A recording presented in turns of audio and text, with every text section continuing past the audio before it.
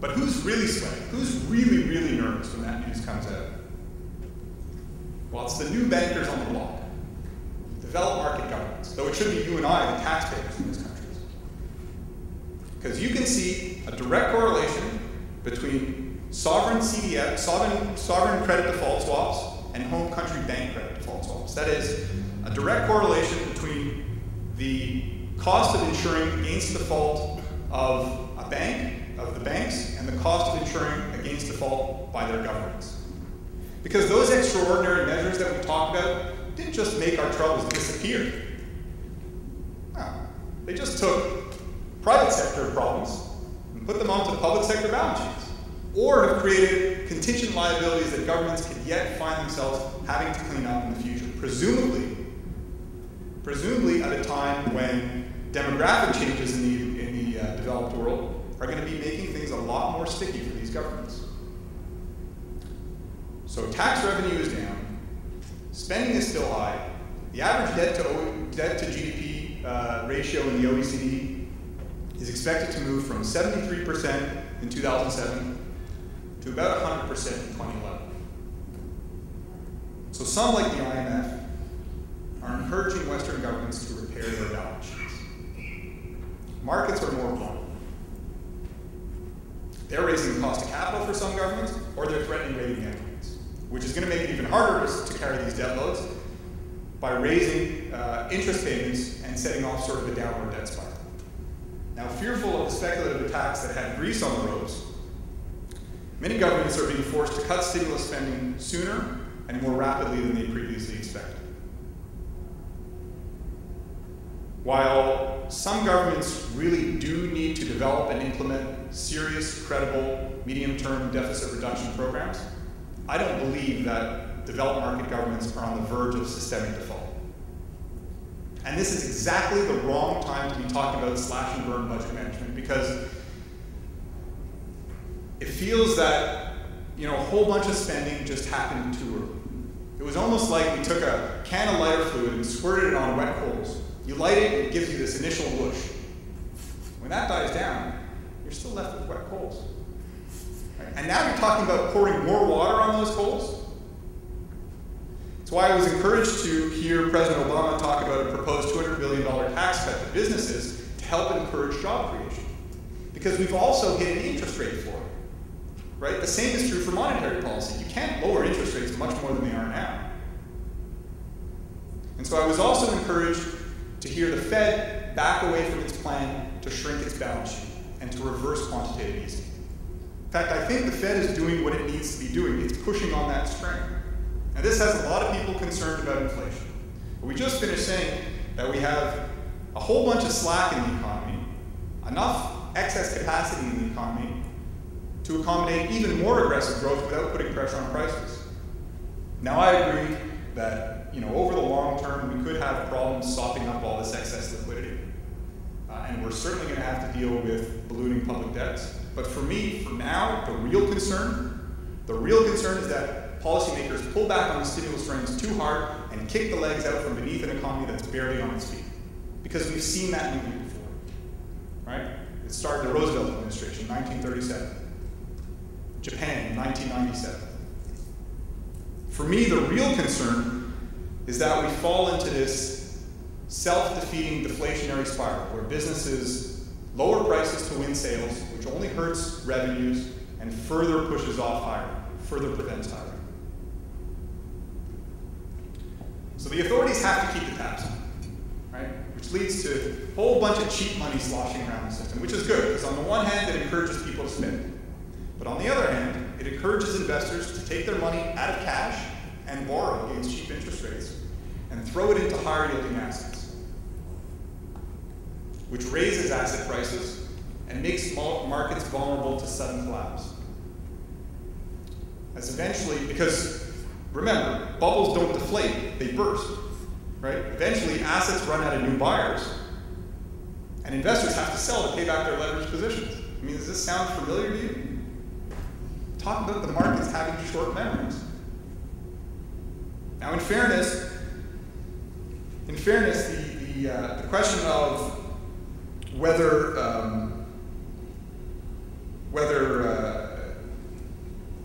monetary policy officials are pushing us back into bubble territory as a result of exceptionally low interest rates is still up for debate. But I happen to believe, in the interest of full disclosure, I happen to believe that there are some potentially menacing bubbles forming there. Emerging markets are an off-cited example of bubble status. Emerging market equity and bond markets are back to where they were 2 years ago, before the collapse of Lehman Brothers. Just like that. After the biggest financial collapse in recent memory, if not ever, over $21 billion has gone into emerging market exchange-traded funds and mutual funds so far this year. China, in particular, has seen excessive lending and overinvestment, as stimulus spending there has created the mother of all debt-fueled bubbles. Stimulus in China, well, if you add the effects of monetary stimulus to the $585 billion fiscal stimulus, 15% of GDP. 15% of GDP plunked into that economy in the matter of 8 quarters. And the Chinese are effective at doing this because not only do they control the printing presses, but they also own the banks that lend. So there's no hoarding of cash there. If a Chinese government official can have you executed, by the way, comes to you and tells you to lend, you lend. The effects. Well, let's take a gander at the Chinese housing market. Since 2008, the Chinese housing market is up by 60%. The price of land around Beijing is up by a factor of 9 in the last few years. But anecdotal evidence suggests that there are 65 million vacant housing units, 65 million empty units. And I hate to be the guy whose job it is to walk around and collect that data. But it's fueled excess capacity in other areas, like the steel industry, for example, and other construction-related industries. And it's the reason the Chinese government has moved so quickly to put a cap on credit growth. Because the question is no longer whether there's a Chinese housing bubble, but when all this bad debt fueled by stimulus spending bursts. Because again, bubbles don't deflate, they burst. And this will hit stock markets there, it'll hit the stock market there, and it'll lead to a dramatic slowing of economic growth. A slowing that, make no mistake, will be felt around the rest of the world. Because we remember what 15% of GDP plunked into that economy did to growth around the rest of the world. Imagine what it'll feel like coming out.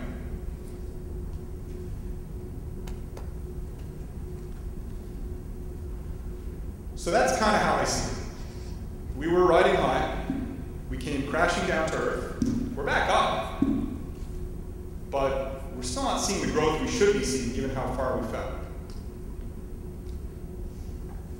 And where we go from here critically depends on how a number of key factors play out. Financial market turbulence is going to keep investors on edge, and certain key asset prices are due for correction. Monetary policy officials are going to have their finger on that interest rate trigger, and governments are going to have to resist the urge to pull back too hard on the stimulus reins, because all the while, the consumer of last resort is less able to tap debt markets. And so governments, countries are going to have to figure out another way out of this crisis, aside from through exports. Our base case calls for a muddling through until underlying growth picks up, with global growth of about 4%, global GDP growth of about 4%. Now that's a strong improvement over the outright contraction that we saw last year, but it's still not what we need to be seeing given how far we fell. And the risk of a double dip or falling into a W is about as high as it can be without becoming our base case. Now, if you're sick of the alphabet soup of recoveries, W, U, V, L, let me offer you the best shape that I've heard today, and I can't take credit for it. I read it, I think, in a Globe and Mail article. The reverse square root recovery. That is a decent upturn, heavily fueled by unprecedented government spending, followed by a long bout of stagnation, featuring falling consumption, rising savings rates, and flat employment. Now, I see some companies that can operate profitably in this environment, just not all companies. Because I see an equity market that learns to distinguish between the companies that get it from the companies that don't, the companies with good balance sheets from the companies with poor finances. Because you have to know that banks are going to be playing things a lot tighter to the chest in terms of who they lend to, how much they lend, what the terms are. Now, what does this mean for Canadian exports? Month-to-month data we expect is going to be volatile, but we do expect that we'll climb back from last year's 24% lacking with growth of about 12% this year and about 6% next year. Now, keep in mind these are preliminary figures, and that as we speak, my team is back in Ottawa poring over the data, getting ready for our global export forecast release next month, but it gives you a sense of sort of where our thinking is. So there's a silver lining here. It's important in times like this not to fall into that mind trap of thinking that we're never going to grow again. Right? In fact, the seeds of future growth are always sown in the darkest days of recession. Going forward, for example, emerging markets are going to provide new and exciting sources of demand. Now, I don't have time to get into the diversification question now, but I'd encourage you to ask me more about it during the Q&A. I'd be happy to talk about opportunities there. Now, keep in mind that aside from the relative health of our financial institutions, Canada went into this downturn in relatively good fiscal shape. Now, aside from providing our government the scope to help cushion the blow of the downturn, it also applies a lower required future tax take.